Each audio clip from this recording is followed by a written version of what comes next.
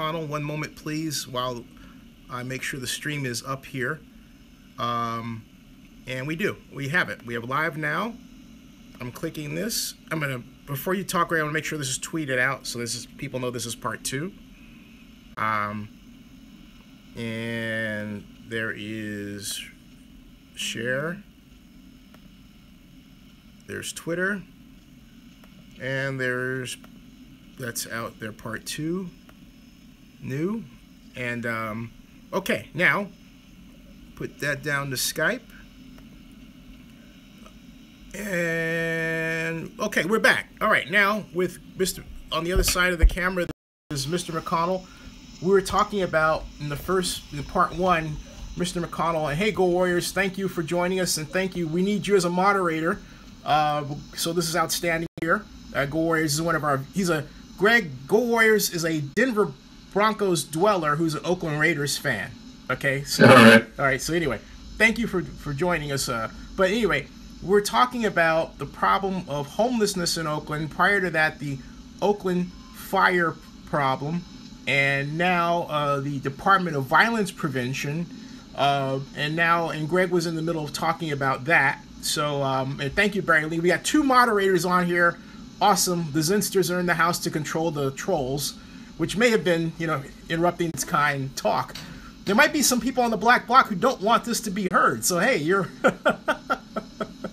So here we go. All right. So you were saying, Greg, sorry about that. No. All I was saying is that the goal of the Department of Violence Prevention to reduce homicides and solve murders and move people's lives forward is a worthy goal. There's no dispute from anybody. The question is, how is that going to be accomplished by the addition of this department? So 2 things have happened. One, they passed a budget to hire an executive director and start fleshing out what a department would look like. But secondly, I think they also mentioned a Blue Ribbon Commission, which was going to be filled with representatives from across the city of people who would talk about what they think violence prevention should look like and what that department should go after. So it's aspirational at best. I don't know the details of it to say whether I could think that it would be successful or not. I just think that Lynette and Larry represent East and West Oakland. There's been so much violence in those communities that they're just saying we got to try something here. I'll fill in the other part of it because Lynette and I don't know if you know, Ken Houston went out and he sat with homeless people and has a heck of a story to tell. Yes. Frightening. So he and I were chatting about this on Facebook. I tagged Lynette to let her know we were chatting about it. She chimed in, and all I said, because I love Lynette as a person, okay, and I just happen to disagree with the policy because it doesn't, in my view, attack the homeless problem. She said that it deals with domestic violence and the idea that you get to the victim so that the violence doesn't happen again. My retort was that violence is happening because of income inequality, and there are study after study after study worldwide which justify that point. That's not me coming up with my own idea. And I said, this doesn't deal with it. If you're going to solve the problem, give the rent board $6 or $7 million and let them handle the problem on a $3,000 person case basis. You could help about 3,000 people in the city. So, she shot back that I was in love with my own intellect and I was acerbic and things that, I didn't think were necessary at the time. I'm just talking about the policy, right?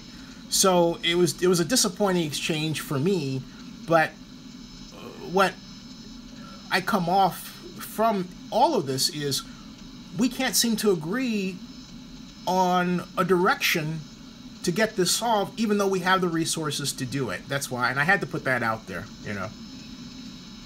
Well, and again, it's early in the game. They are supposedly trying to figure it out bring in a talent, work with the community, and we'll see. You know, there's a lot of different problems associated with homelessness, violence in the African American community that are historic in nature, but it also has to do with our inability, you know, on too many levels. When I say our, I'm talking about Black people's inability to, you know, stand up and be accounted for personally. So there are pressures that make it so difficult for people to succeed. We know that, but we also know that we've got to stand up and take charge of our lives. So I don't know what direction this violence prevention program is going to take, but there's so many balls in the air when it comes to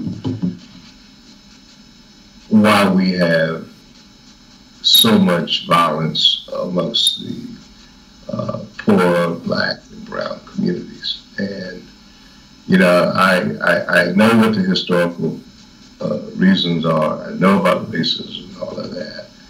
But I can't just say because of that it's okay to do what we do. Right. It's not. Right. Hey, so shifting gears on a brighter note, there's a lot of development going on. Let's get off of that. Let's get off of that. Yeah, absolutely. There's a lot of bright stuff going on in Oakland. I mean, you've got different projects that are under construction. What's your favorite of all of them? Or can you say a favorite? Or you have to be magnanimous. All 30 of them, right? All day, everybody, right? I think that there's just such a variety. The thing that's intriguing me is that, you know, we got guys like Mike Gilmetti that built up the Hive that has created a whole culture within his community. He has housing, he has office, he has a barber shop, he has a beer joint, he has a tech joint, all within that complex, and he's moving further. The other thing that's exciting is that we're finally getting some high-rises yes, under construction, and we need that because if we are going to grow the city as much as we need to, we're going to have to go vertical. Just going to have to. Too many people come into town, and if you take up whole blocks with 5- and 7-story buildings as opposed to half blocks to, you know, 30, 40-story buildings, it's a big difference in terms of the use of the land. But I'm just excited generally about all the things that are happening. Yeah, it's quite something because for those people who don't know, and you know though, Oakland was plagued by institutional investor racism for decades. I mean, and so now that is finally gone away, and we're finally getting, you know, we're finally getting, among other things, beer gardens. Because I can remember you could never find a beer garden in Oakland, right? You had to go to San Francisco, right? So there's a ton of them now. Yeah, definitely. Hey, so what do you think of the mayor, and how's the mayor and the mayor's race shaping up? I know it's early in the game, and I don't want to get I'm sensitive to political positions and everything, but give us as much as you can a picture of where we are right now.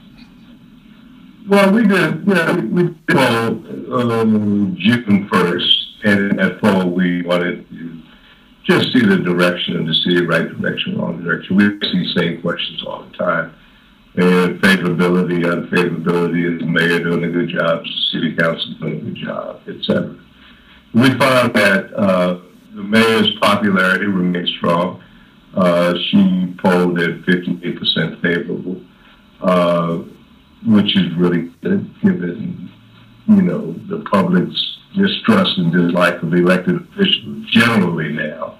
Right. We found that her unfavorables had gone up a bit since last year, but overall, people thought that she was doing an effective job as mayor.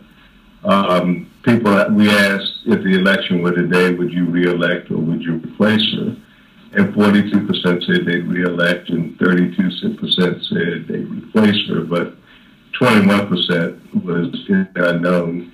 And that's kind of normal because at this stage of the game, people are waiting to see. Interestingly, we found that people thought that on the whole the city council was doing a good job. thought that, I think it was near 50% doing a good job, which given closures of city council meetings and people locking their hands together and not singing Kumbaya. Yeah. You were wondering whether the voters felt that way about the council, but apparently they did.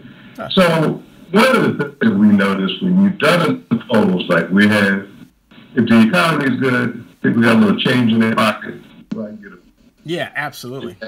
They're not mad. Yeah. As much as they are when the economy is bad, and let alone not be able to get a beer, they can't afford their rent. They can't afford to eat. There's problems associated with not having money. People are angry. So we're in a good economic time right now, despite the homeless problem we talked about earlier. Generally speaking, unemployment is down in Oakland. People see growth in the city, and I think that reflects their attitude about the electeds.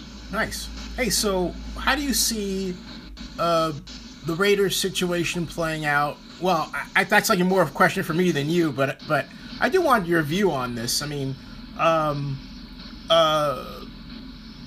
we have the JPA meeting a week from tomorrow, and there are a number of people who really need your help. I want to put you in touch with that are involved in it. But I've never talked to you about this. How do you see the Raiders having treated the city and the NFL from your point of view? Let me start off by saying, yeah, I'm a Raiders fan, and I like the Raiders, and I like individuals that I've worked with. But I'll sum up my situation with the Raiders right now.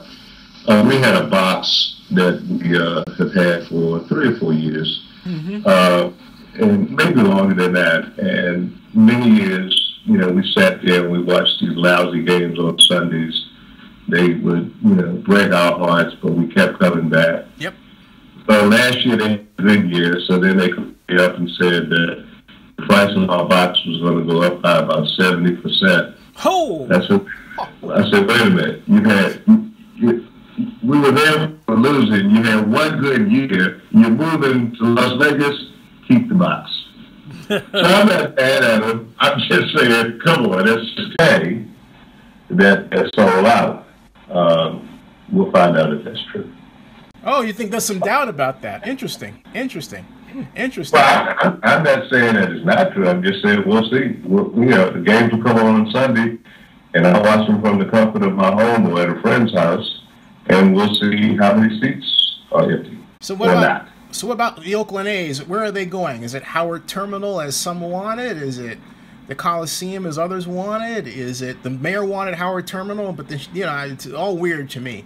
What's going on? The last report I read, and I don't have inside information to any, but the last report I read said that Laney College site was gaining momentum.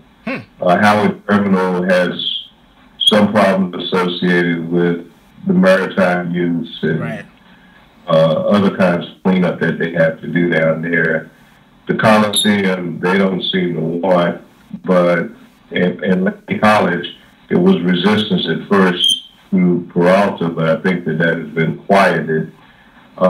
Personally, not having a dog in the fight, but personally, I'd like to see the Coliseum.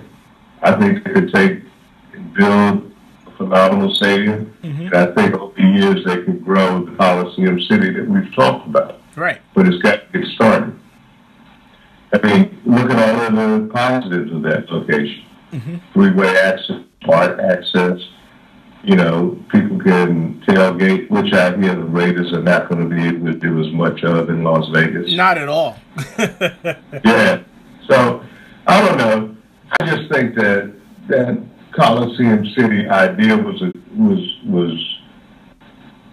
good idea if it could be undertaken. But I think that if the A's were to build a state-of-the-art stadium out here, and we continue to have Oracle, because that can be used for concerts and all other kinds of activities. In fact, the manager, AEG, tells me they'll do just fine. There's a lot of talent that they can bring to town. In fact, sometimes the Warriors were in their way, to tell you the truth. they would not say that publicly, but and by that I only mean that, you know, there were 44 nights that the Warriors had to stay. So those are nights that you could book other concerts into the venues. Wow. We prefer to have the Warriors stay, by the way. I don't want to say, you know, we're glad they're leaving so that we can have concerts. I'd rather go see my team. Hey, so what if we were able to retain the Raiders? What if the Raiders decided, hey, you know what, this isn't working out, we want to stay in Oakland, should we have some room for them? Shouldn't we build the stadium anyway? Well, you're not going to build a stadium if they're not going to be here, because people know. I mean, I haven't heard rumor of any other teams other than the Raiders, you know, wanting to come. I would, you know, tell you what, if the Raiders were staying, I'd still have my box because I knew that the prices were low on my box.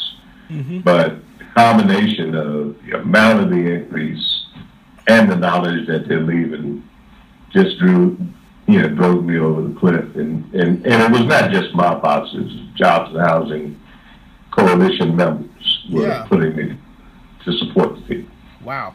Hey, so, but if things turned around and the Raiders said, okay, we made a mistake, would you accept them back and say, okay, Lord? Absolutely. Everybody in Oakland wants the Raiders to be here. Yeah. Hey, that says enough for me. Hey, so Greg, I'm respectful of your time. It's almost 3 o'clock, and I and I thank you for putting up with these technical issues today. Apparently, YouTube's been weird all over the place. Anything you want to add before we close? No, I enjoy talking to you, Zenny. We've done this several times, and look forward to doing it some more in the future. You know, there are problems that we've talked about, but you got to remember, you know, Oakland is one of the best cities in the country as far as I'm concerned. There's only one better, and that's where I grew up, D.C., the real chocolate city. Hey, Greg, don't go anywhere. I'm just going to turn off the live stream, but I want to thank you for being on Zenny 62 Live. All right, thanks, Zenny. You got it, cool.